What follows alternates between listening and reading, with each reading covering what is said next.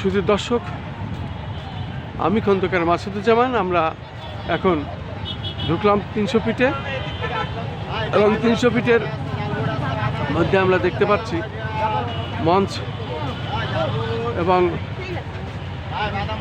যে মঞ্চে জনাব তারেক রহমান এসে উঠবেন এবং বক্তব্য দেবেন, আমরা সেই মঞ্চটি দেখতে পাচ্ছি। এবং মঞ্চ আমরা দেখছি, এখনই মানুষ এখানে বেশ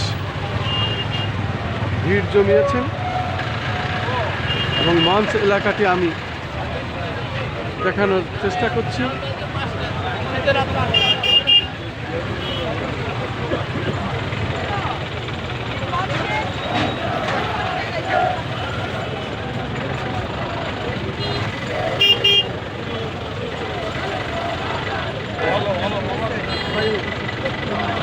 শুধু দর্শক, আমি এখন 300 ফিট এবং 300 ফিট মঞ্চ, 300 ফিট মঞ্চের সামনে, এবং 300 ফিট মঞ্চের সামনে এসে আমরা দেখতে পাচ্ছি অনেকেই এখানে আছেন, ধানের শীষ মাথায় দিয়ে দাঁড়িয়েছেন।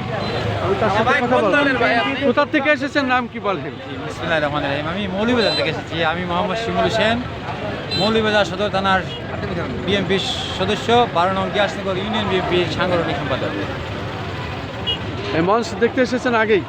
মঞ্চ মানে আমার নেতাকে দেখতে। ওকে, ধন্যবাদ। আমরা দেখতে পাচ্ছি উনি একটি ব্যানার নিয়ে এখানে এসেছেন, ফেস্টন এবং ব্যানার, মাথায় মাথাল এবং ধানের শীষ।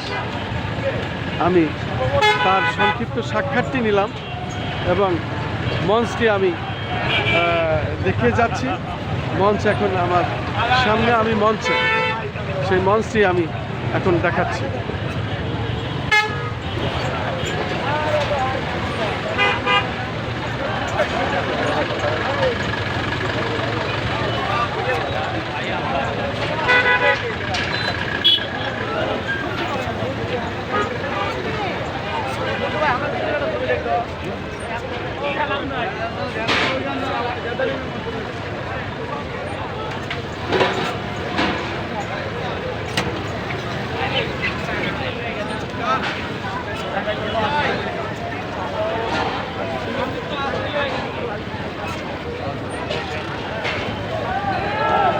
আমি এখন মঞ্চের সামনে এবং মঞ্চের গায়ে হাত দিয়ে আমি দাঁড়িয়েছি, সেই মঞ্চটি আমি দেখতে পাচ্ছি।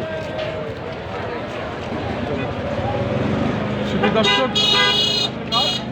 দর্শক, আমি একজন প্রবীণ রাজনীতিবিদ এবং সাবেক মন্ত্রী, ওনার দেখা পেয়েছি এবং আমি এসেছি 300 ফিটে।